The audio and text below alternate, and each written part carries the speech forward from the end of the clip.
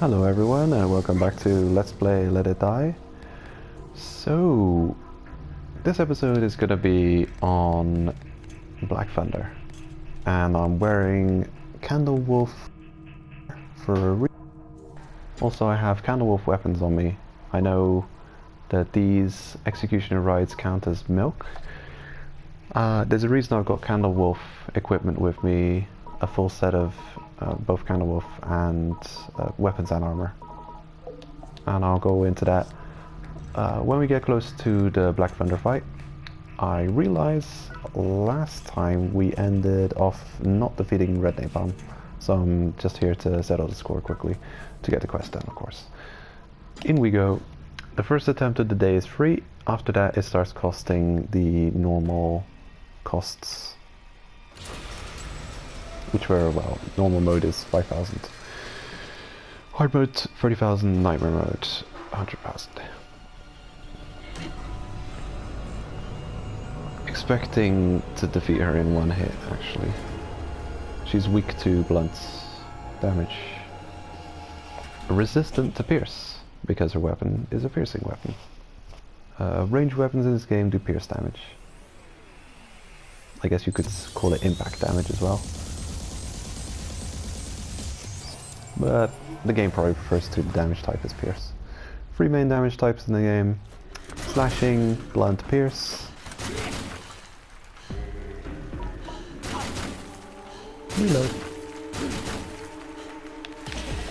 No, you don't.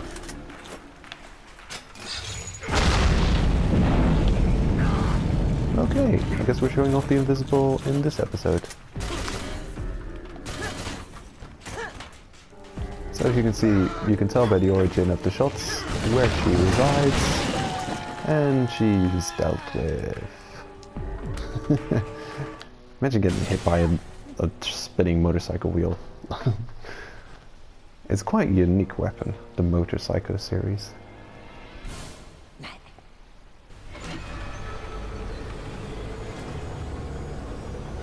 Okay, I guess we missed out on that little cutscene here in the last episode. Got the quest done. Kill coins, please. Green medals also would be fine, depending which ones. Claw blueprints. Nah, I don't care about that. Not at all. Okay, here's something I didn't go over in the last episode. So, if you want to return quickly from the Red Napalm fight, take off all your armor, jump in the fire, and kill yourself. And I mean that as respectfully as possible. You quickly go back to the waiting room doing that, and because you died on a Forceman floor, you have free recovery costs. So Red Napalm is the easiest Forceman to return to the waiting room after. Actually, no, Pale Wind is the easiest. Damn, I just remembered Pale Wind. I have to show him off as well. I hope I manage to show them all off soon, and then I can finally go to sleep. Getting kinda late, getting kinda early. Want to get done with this Forceman series before the sun comes up, and I can retreat to my coffin and not disintegrate. Oh, you joker. Okay, going left, back to where we came from. I don't know. It's probably the fastest way. Let's do it. Geronimo. Don't worry about armor breakage. I have well prepared for this scenario of all of our armor getting completely wrecked. I've got two full armor sets with me, just in case. Of course, this isn't a point of preparation you can do on normal and, well, when I say hard mode and nightmare mode. Hard and nightmare, you'd probably be wearing Candle Wolf armor and trying to reach the floors without taking too much damage. Although, to be fair, the hard mode Black Thunder is probably the easiest to access Forceman fight in the whole game, seeing as it's always located to the left upon exiting what is it? The 25th floor. Floor. Where is that? There it is. The Kani 25 floor gives you access to the gold elevator escalator up to the hard mode Black Thunder fight, and that's always to the left of exiting the elevator. So I guess you don't have to worry about armor breakage because it's a really easy to access horseman fight. No, not that way. Coming from here, I believe. Yep. Back to Makatsutsumi. Makasosumi. Giant hamster. Mutant Hamo.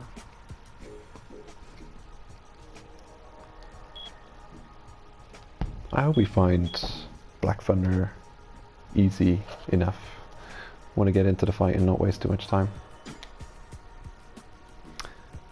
I guess I could also start recording these episodes when we're at the fight, so I can properly talk about it. I guess I could talk about some aspects of the Black Thunder fight on the way. So again, normal mode, they say this rule and that rule like applies only from hard mode onwards, like the rule of removing mushroom doping effects. So normal mode really is just a practice mode. It's really just a joke, completely non-representative of how the actual fight goes down. Oh no, you got unwanted attention.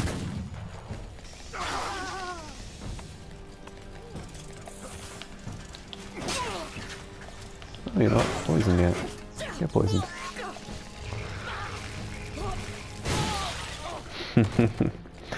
Okay. That's a hilarious death. Continuing on.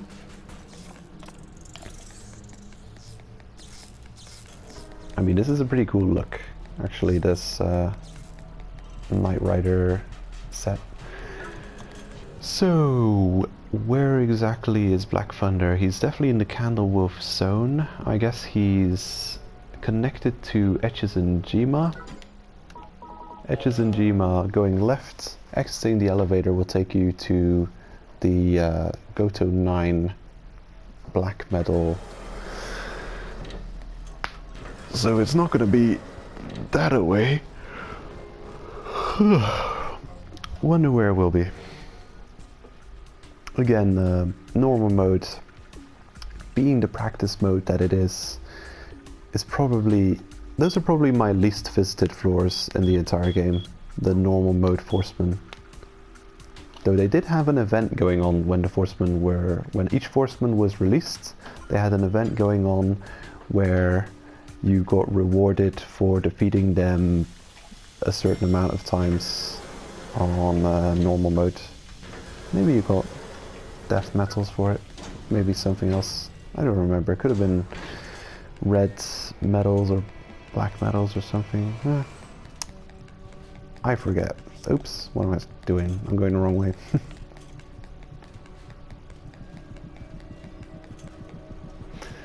And we've got the sprinter decals, so I will run out my heart and let it explode, because we've got quick recovery.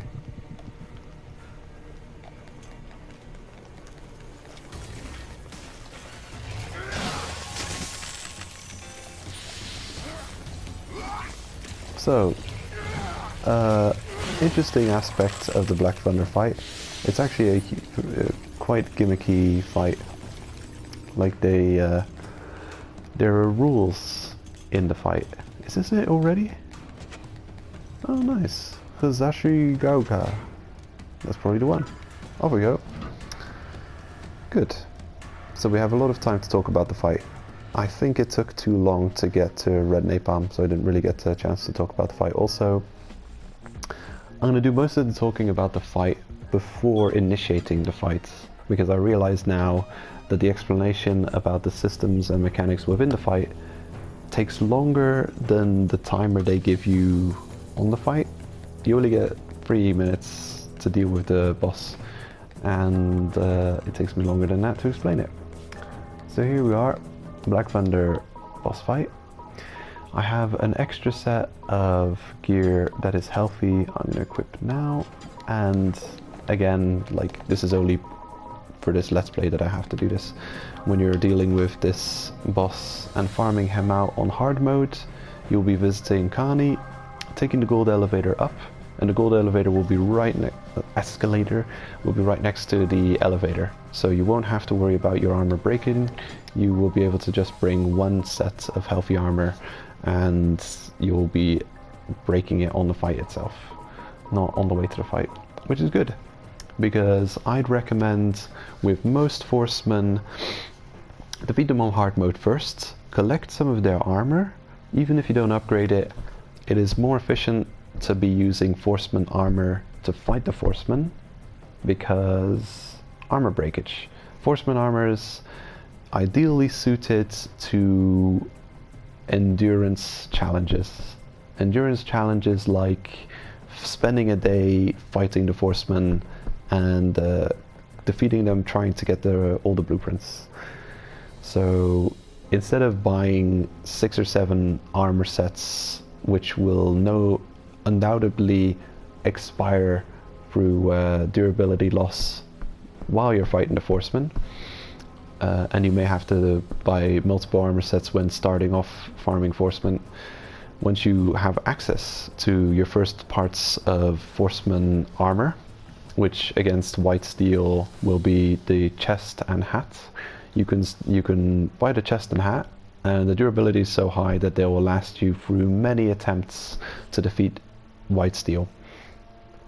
And of course you will have to supplement it with a strong enough tier 3 chest armor to have enough defense to deal with the fight. So that's just general Forceman talk, but this fight, so a strategy recommended, also decals recommended for this fight. Does it mention the rule? Mushroom doping. Okay, it doesn't say so here. You know what, I'm gonna smite this guy, and then I'm going to go to hard mode and just show off hard modes to finish off the video. So an interesting thing about this fight is there are phases. There's like a spin of the wheel of fortune, and random effects, like a set amount of effects can take place during the fight. One of the effects is Black Thunder attack up. Another effect is your fighter attack up. The next effect is everyone heals, a slow health regeneration for everyone, which is a bad phase for you. Your health regeneration is not as substantial as the enemy's health regeneration. The strategy for this fight is Dragon Buster Sword counter attack, or at least rage move counter. That's the strategy that I subscribe to. The Pimco 281, is that his name? Pimco? The Pimco strat. So you counter attack with the Dragon Buster Sword rage move, and you're wondering, he's wearing Candlewolf armor. He's the Candlewolf Forceman. Why would you use slashing type damage when he's probably resistant to slashing? The reason is you get a buff to damage and defense when you're wearing Candlewolf as well on the fight. That's like that's an extra weird quirk to it. So that's why Dragon Buster Sword S is so effective against him, because it's a Candlewolf style weapon. So even though he's resistant to slashing, the buff that the weapon gets because of the nature of the fight is enough to deal with it. I won't be able to properly show off how the fight's supposed to work. Actually, equip that as well. Probably be overkill, but whatever. We'll see. Decals recommended dual wield master for this fight. Ideally premium and non-premium dual wield master, critical attack, and wolf for reasons. Reasons being you're relying on rage move to win this fight. In we go. You run on the rage move to win this fight. The Dragon Buster Sword S counterattack bring free healing shrooms, a couple of life shrooms, bring a couple of mouse shrooms to recover rage, have the wolf decal to double the rage gain through the mouse shroom, and you'll be defeating him by properly timing your counterattack to receive the second half of his weapon combo, and then of course counterattack him, and after counterattack roll out of subsequent damage. Hello. Rule. Black Thunder attack up. We go on the defensive. This is the only phase that you want to be defensive and not attacking him. The Medusa head. You can kite the Medusa head into the statues. He can break the statues. That's not a good thing. Try not to let him break the statues. You need those to block the Medusa head. Come on, buddy. Also, when is your stupid attack move gonna end? You receive poison from the Medusa head. It's a poison weapon. Come here, buddy. That bubble is obnoxious. Player attack up. Now it's time to strike. You can jump over his stomp. It removes 1 point of your rage meter. It sucks. During the entire fight, you want to be as aggressive as possible, hitting him with the rage move of the Dragon Buster Sword S. Does that not poison you in normal mode? Maybe it just does so little damage that he can't poison you. Haha, I jumped over your stupid stomp. Do your worst. No?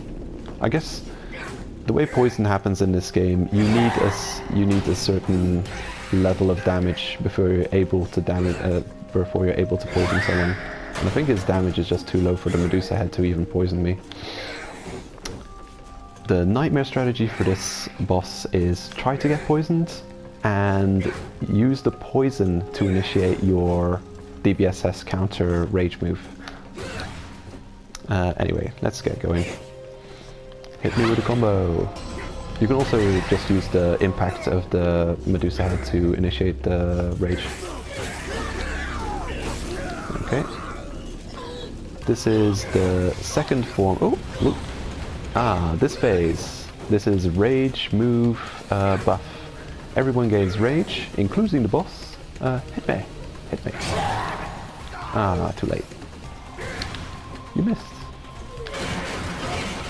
Okay, hit him with another rage move. The weapon I'm using is too weak. Ooh.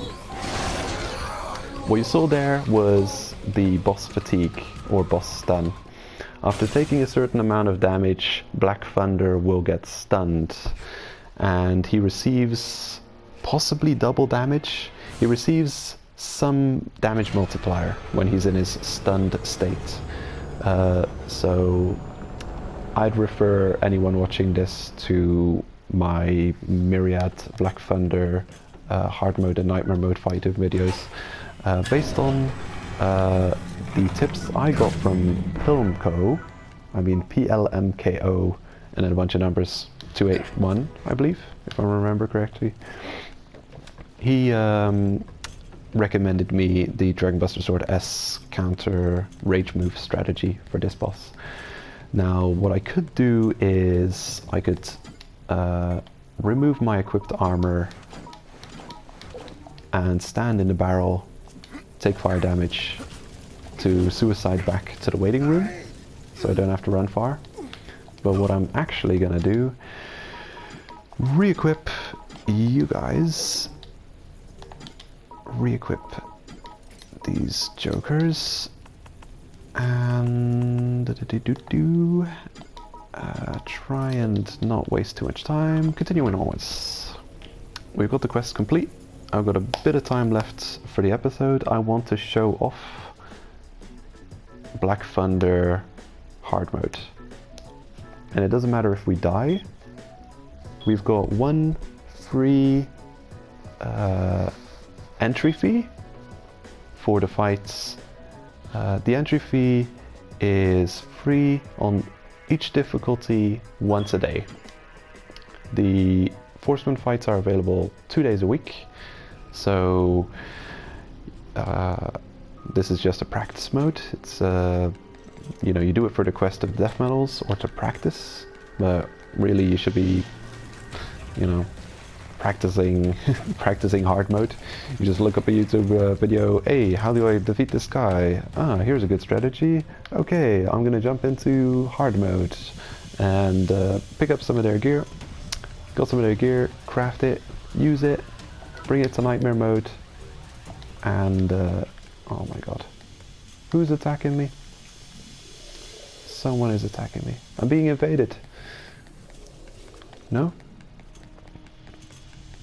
I'm just getting paranoid. I thought it knocked me out of the elevator screen. Okay, off to Kani. So we exit the elevator from Kani and we go to the left, straight into the hard mode fight. Hard mode Black Thunder is the most easy access Forceman in the game, I believe.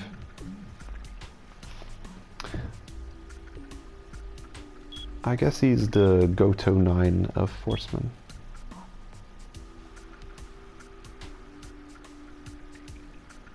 Actually, Nightmare mode, Black Thunder, is the most annoying to reach Forceman, because it takes a lot of running around to get to him. So I guess he is balanced in that way. He's both the easiest to reach Forceman and the hardest to reach Forceman on both high difficulties. So as you can see, I don't even have to care about the map. I know this is the way to go to reach hard mode Black Thunder.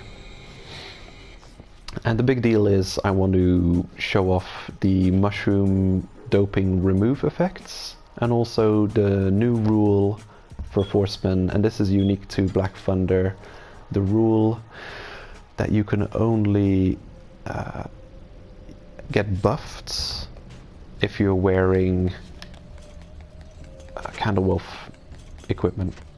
Candlewolf equipment gets a special buff when initiating this fight. So re-equip my Candlewolf arms. There we go. And this fight isn't even going to be fair. I farmed him out when I had 6-star fighter, maxed out Dragon Buster Sword S's 4th tier Dragon Buster Sword. So we stand no chance here. Just gonna show it off though. Luckily I have a buff. Unfortunately it is one that I don't feel like equipping, but might as well. Please note, hard and nightmare modes will cancel prior mushroom doping effects.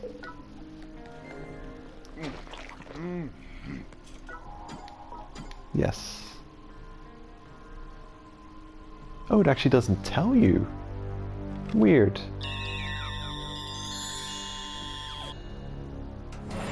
That is a curious thing. Okay, it only says it cancels prior doping effects, but it doesn't tell you about the Candlewolf gear buff. What a curious thing. I thought it did tell you about the Candlewolf buff. Maybe it's overwritten by the info of the free attempt per day or something? Curious. Look at that pose.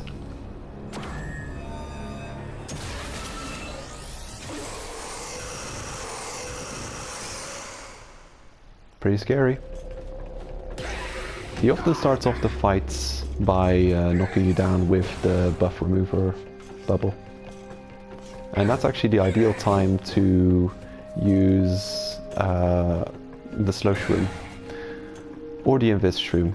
Like, I love starting this fight off with a slow or invis shroom, and when you get those off, you can use that time to buff up. So you either start the fight off consuming a slow shroom while he bubbles, and the important thing is that you have to be eating while getting hit by the bubble. If he's late on that and you're eating a normal slow mungus, then it will be removed from you, unfortunately. But then, you know, you could also use just the cat eye shroom or the umbrella rip. Whatever, you know. So you walk into the fight, your first step is instantly straight away consume your either invis or slow, and then start consuming a bunch of attack up shrooms. I recommend eating 3 attack up shrooms and 1 life shroom. Bring a bunch of golden beast or barb meat portions with you to recover health, because you will be getting into his line of fire to take damage, to deal damage with the rage move counter attack. I'll probably get one shot, but hit me. Boom. Nice. His rage move. As you can see, you can initiate your own whatever. So what do you think about our insurance offer now? I'm just gonna let her talk. Are you done talking? So you can initiate the... There are many ways to get the Dragonbuster Sword counterattack to pop off on Black Thunder. His Ground Stomp, which actually removes 1 point of rage, will also do like, what, 1 point of damage to you? And that counts as impact. So that'll trigger the counterattack on the Dragonbuster Sword. His Medusa, any bit of Medusa damage, like when he throws the Medusa, you can actually time it for the Medusa impacts. You can set up your rage move with the Medusa impacting and him closing in on you to make the Medusa trigger the rage move. His Stomp, I already mentioned, triggers the rage move. The Bubble, as you saw, triggers the rage move as well. It may do 0 damage. I didn't notice, I didn't pay attention to it, but it does trigger the Dragonbuster rage move. Or the Longsword rage move, just a sword class rage move. Counterattack. Also, his attacks trigger the rage move counter. So yeah, that's the way of dealing with him. Use the Candlewolf gear buff and the sword class rage move counter attack to hit him for heavy damage. Then get out, consume your mouse shroom, consume your whatever heal shroom to stay full health. Go in, hit him again with a rage move. Stay. The fight requires you to be extremely aggressive to get him down before the timer runs out. Off we go. Oh, I see. That's too bad. Sometimes I wonder how we're doing for time. This episode may end abruptly.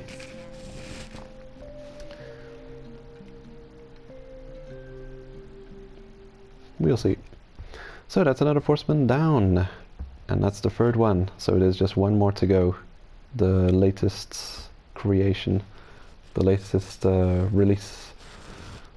Completing the set of the 4 Forcemen.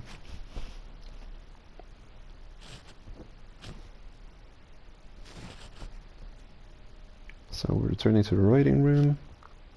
I'm surprised that they didn't tell you that you get that Candlewolf buff, that the information doesn't show up anymore.